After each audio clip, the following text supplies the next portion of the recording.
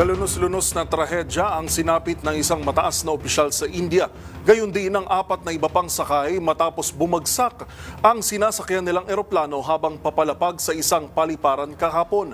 Yan at ang iba pang mga napapanahong balita mula sa iba't ibang panig ng mundo sa Global Headlines Report ni James Galange. Balita mula sa India.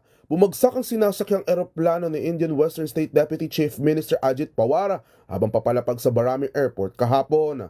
Ayon sa mga otoridad, walang nakaligtas sa aksidente kabilang ng 4 na iba pang sakay na naturang sasakyan.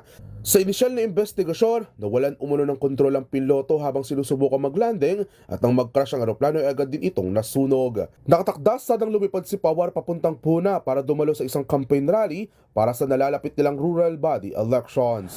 Samantala, balita naman mula sa South Korea. Hinatulan na ng 20 buwang pagkakakulong si dating South Korean First Lady Kim Kyung-hee kaugnay na mga kinasasangkutan nitong kaso ng korupsyon.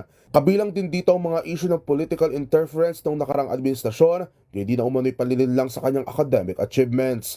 Napatunayan din ng ilan sa mga akusasyon laban sa kanya, kabilang ang umano'y panunuhol sa mga business owner at politiko na nagkakalag ng mahigit $200,000. Ayon kay Prosecutor Min Jong-ki, labis umanong pinahina ni Kim ang naging paggalaw ng mga institusyon sa Korea, bunsod ng kanyang labis na pang-aabuso sa kanyang kapangyarihan. Sa iba pang balita, ipinagbabawal na sa bansang Indonesia ang pagsakay sa mga elepante bilang parte ng kanilang tourist attraction. Ito'y bilang bahagi ng kanilang hakbang na mapangalagaan ang mga naturang wildlife animal.